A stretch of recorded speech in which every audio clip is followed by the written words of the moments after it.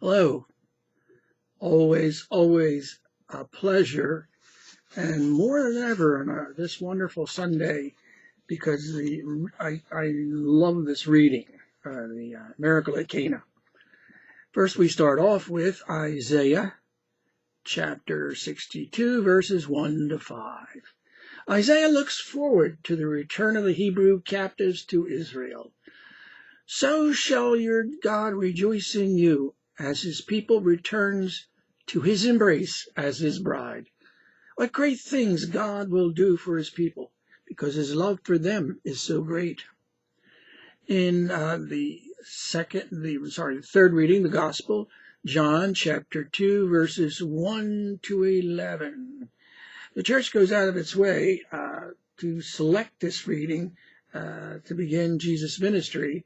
Even though this is the year for Luke's gospel, the church goes out of its way to select John's opening of Jesus' ministry in the Cana miracle.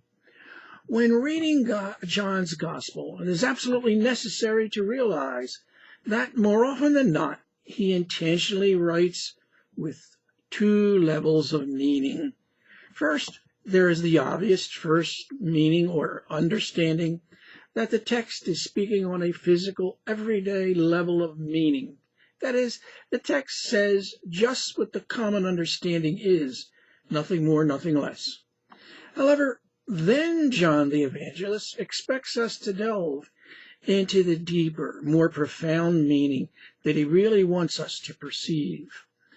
From the first reading, we could see that John wants to see his relationship to his people as a marriage that involves the deep caring that the groom should have for his bride, and not just two people passing casually on each other on the street.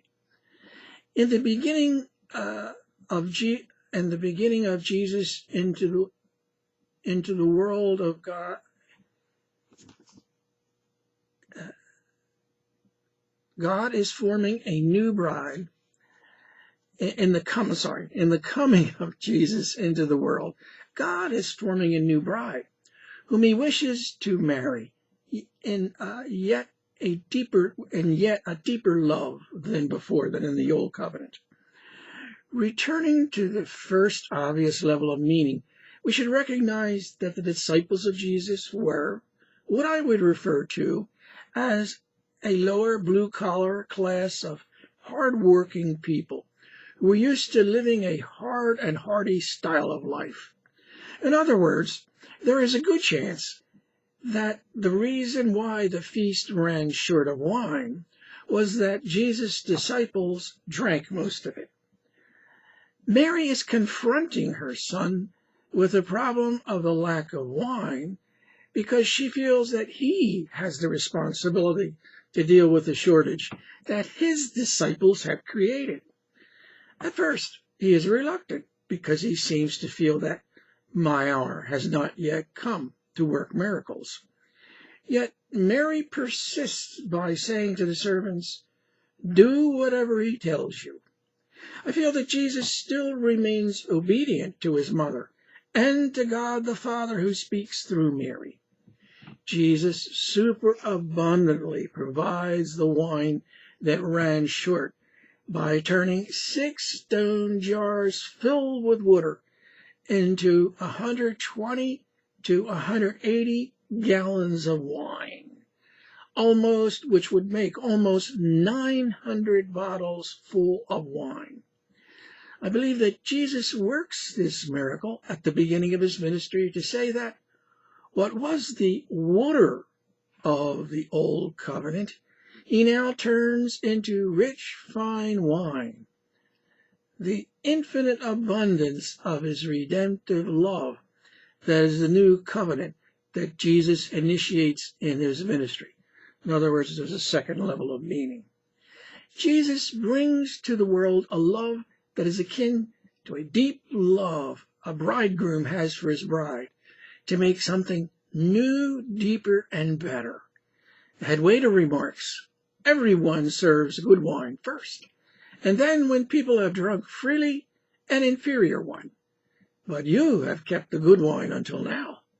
Jesus thereby announces that he is taking what was good in the Old Testament times and making it infinitely better by his ministry.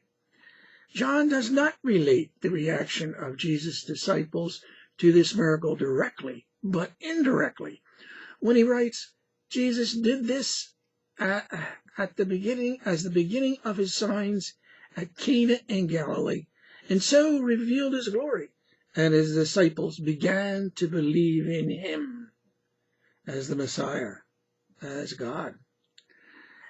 In the next reading, Paul's first letter to the Corinthians, chapter 12, verses 4 to 11. There are different workings, spiritual gifts or service, but the same God who produces all of them in everyone. A quote with an insert. And another quote, one and the same Spirit produces all of these spiritual gifts, distributing them individually to each person as he wishes. My own comment, through his ministry, Jesus is building a new holy people of God through the work of the Holy Spirit that includes all people and not just Jews. Psalm 96 says, sing to the Lord a new song. Sing to the Lord, all you lands. Tell his glory among all the nations, among all peoples, his wondrous deeds. My own comment, through Jesus' ministry, God's power flowed then and now into all peoples to build his new church, to create his new bride. What a wonderful blessing it is to have the Lord as the Lord of our lives.